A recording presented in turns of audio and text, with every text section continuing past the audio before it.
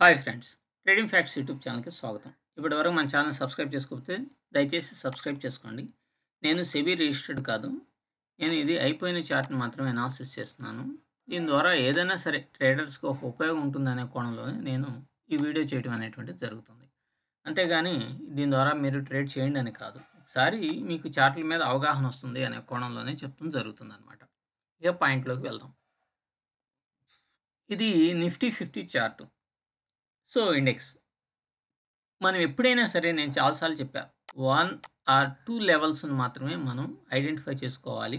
ఆ లెవెల్స్ ప్రకారమే మనం ట్రేడింగ్ అనేటువంటిది చేయాలి. అంతేగాని 10 లైన్లు, 20 లైన్లు, 30 లైన్లు, 40, 50, 60, 70, 80, 90, 100 అన్ని లైన్స్ గీసుకుంటే మీ బుర్ర ఖరాబ్ అవుతుంది అనమాట. కాబట్టి ఇక్కడ మీరు బాగా చూడండి. ఫస్ట్ మీరు రేపు ట్రేడ్ చేయాలంటే ఈరోజే మీరు ప్లానింగ్ చేసుకోవాలన్నమాట. సో ఇది మాత్రం నిన్నటి దాన్ని చెప్తున్నా, అయిపోయిన దాన్నే చెప్తున్నా.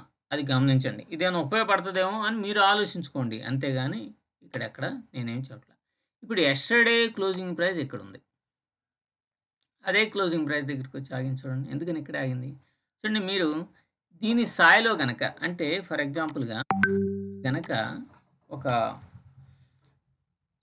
చూడండి ఇక్కడ యెస్టర్‌డే క్లోజింగ్ ప్రైసు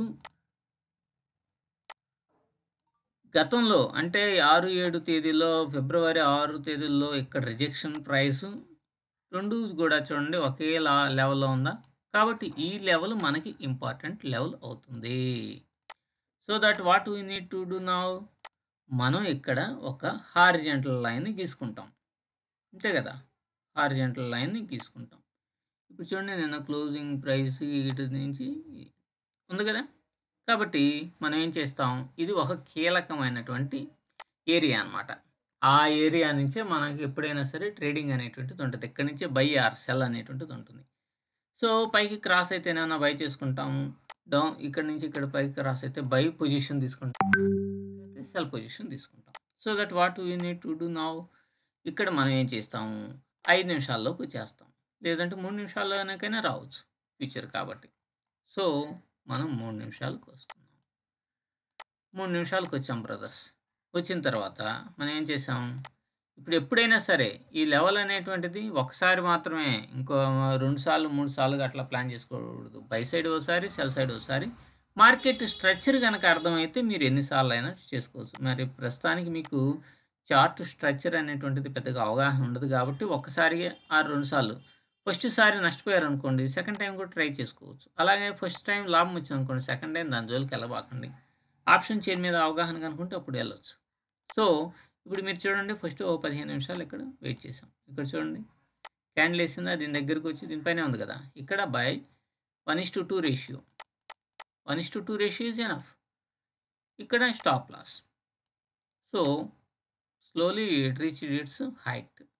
కాబట్టి ఇక్కడ దాన్ని టార్గెట్‌ని రీచ్ అయింది. ఇక్కడి నుంచి ఎందుకు పడింది అనేటువంటిది అది వేరే కాన్సెప్ట్. అది కూడా మీకు బాగా చార్ట్ మీద అవగాహన ఉంటే దీన్ని కూడా ఇక్కడ కూడా ఎంట్రీ తీసుకొని ఈడ దాకా రావచ్చు. అది వేరే కాన్సెప్ట్. అది మెల్లమెల్లగా మనం చెప్దాం. తర్వాత ఇక్కడ నుంచి చూడండి ఇది ఇక్కడ బుల్లిష్ క్యాండిల్ ఏసింది. నేను తీసుకుంటానికి కుదరదు. ఇక్కడ మన టార్గెట్ అనేటువంటి మళ్ళా ఇక్కడి నుంచి కిందకి వస్తుందంటే ఇక ఏదన్నా డౌన్ ట్రెండ్‌లోకి వస్తుందా ఏంటి అనేటువంటి డౌట్స్ ఉంటాయి గదా!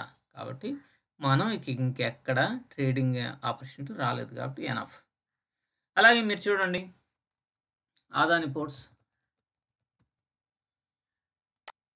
అదాని పోర్ట్స్‌లో మీరు వన్ డే ఏద్దాం. మీరు ముందుగానే ఇట్లాంటి స్టాక్స్ ఏమున్నాయా ఏంటనేది చెక్ చేసుకుంటే మంచిది.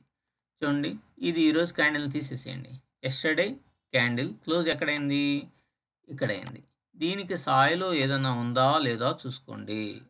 ఇదిగో ఇక్కడుంది. ఒకవేళ దీని సాయిలో లేదనుకోండి ఈ స్టాక్‌ని మనం రిజెక్ట్ చేసేస్తాం. ఓకే. మీకు అర్థమైందనుకుంటా. సో మీకేమవుతుంది? ఇక్కడ ఒక హారిజాంటల్ లైన్ గీసుకోండి. హారిజాంటల్ లైన్ గీసుకున్నారు. ఇదిగో చూడు దాదాపుగా దాని దగ్గరలోనే ఉందిగా. ఇంకోటి దీని బాడీ వరకు కూడా ఇంకొక హారిజాంటల్ లైన్ గీసుకోండి. ఏం పర్వాలా. సో ఈ రెండిటి మధ్య ఉన్నప్పుడు మీరు ఎంట్రీ తీసుకోవద్దు. ఈ రెండిటి నుంచి ఇదైనప్పుడే ఎంట్రీ తీసుకోండి. సో అక్కడ ఎలా రియాక్ట్ అవుతుందో ఏందో ఒకసారి మీరే చూడండి. మీకే అర్థమవుతుంది. ఇప్పుడు మనం ఫస్ట్ 10 నిమిషాలు ఇదయ్యాం.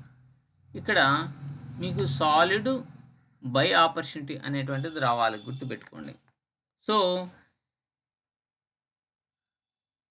మీకు ఇది బుల్లిష్ క్యాండిల్ వేసింది. ఇక్కడ ఎంట్రీ, ఇక్కడ స్టాప్ లాస్. ఇది వెళ్ళింది, ఎంట్రీ ఎగ్జిక్యూట్ అయింది, మరి స్టాప్ లాస్ కొట్టేసింది.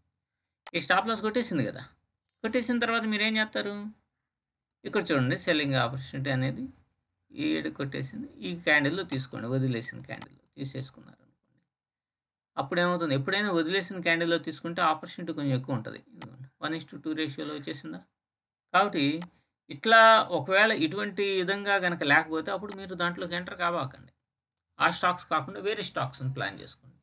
ఈ విధంగా గనక చేస్తే మీరు స్టాక్ మార్కెట్‌లో విపరీతంగా రాకపోయినా కొంత అవగాహనతోటి ట్రేడ్ అనేది చేయగలుగుతారు.